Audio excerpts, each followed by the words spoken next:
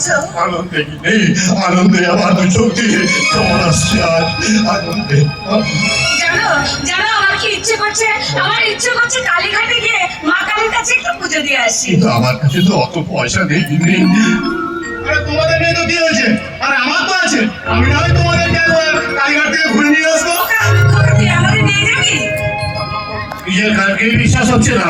সত্যি সত্যি বাবা, দোসর রত্নাকর যদি নিজেকে পাল্টে ফেলে বাল্মীকি মুনি হতে পারে, তাহলে আমি তোমাদের ছেলে নিজেকে পাল্টে ফেলে তোমাদেরকে একবার কালীঘাট থেকে ঘুরে নিয়ে আসতে পারবো না? ঠিক আছে ঠিক আছে, শোনো শোনো, সকাল সকাল গেলে মাকে কিন্তু খুব সুন্দর করে দর্শন করা যাবে। তাড়াতাড়ি যাবো কিন্তু। হ্যাঁ, তাহলে তুমি এক কাজ করো, হ্যাঁ, বল। তুমি তাড়াতাড়ি করে জামা কাপড় বাসন কুসন টাকা পয়সা সমস্ত কিছু নিয়ে নাও। দাঁড়া, আমরা কালীঘাটে যাবো পুজো দিতে, পুজো দেবো আর চলে আসবো। তো বাসন কোসন বাক্স কিছু নিয়ে তোরা যাবে। সত্যি বাবা, তোমার বুদ্ধিটা একেবারে চলে গেছে। আচ্ছা আচ্ছা, তুমি বলো মা, তুমি যে শাড়ি পরে যাবে সেই শাড়ি পরে কি তুমি মন্দিরে পুজো দেবে? আরে পুজো দেওয়ার জন্য তো একটা কাঁচা কাপড় চাই তো নাকি? হ্যাঁ, চাই তো। হ্যাঁ, এই তারপর ধরো তুমি মন্দিরে পুজো দিলে, তারপর আসার সময় যখন তোমার ধুতিতে সিঁদুর লেগে যাবে, বাবার শাড়ি ধুতিতেও লেগে যাবে, তখন কি করবে? ওই সিঁদুর লাগা কাপড় ধুতি পরে কি তোমরা বাড়ি ফিরবে নাকি? আচ্ছা ঠিক আছে বাবা, ঠিক আছে। আমি এক্ষুনি ব্যাগ পত্র গুছিয়ে নিয়ে একেবারে রেডি হয়ে আছে। বাবা বলি, তোমার তখন স্নান হয়নি, যা তুমি জলদি করে স্নানটা করে নাও, যাও। আমি এক্ষুনি আসছি।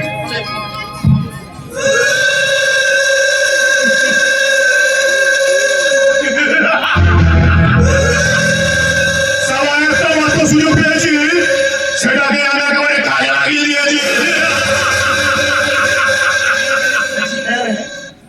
শুনলাম সিদ্ধুটা নাকি কালকে সুস্থ হয়ে বাড়ি ফিরছে।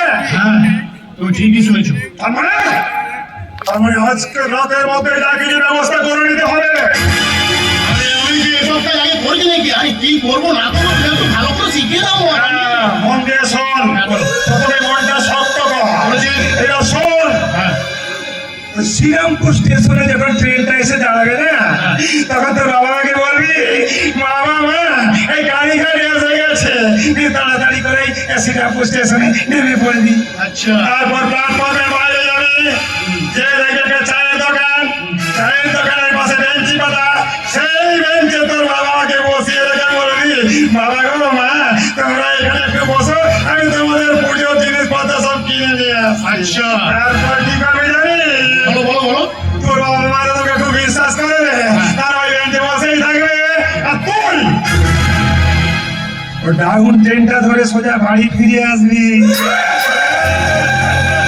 তোর বাবা মায়ের কাছে তো পয়সা থাকবে না, তারা তোর বাড়ি ফিরতে পারবে না। আরে চম্পা চলে, আরে ঢোল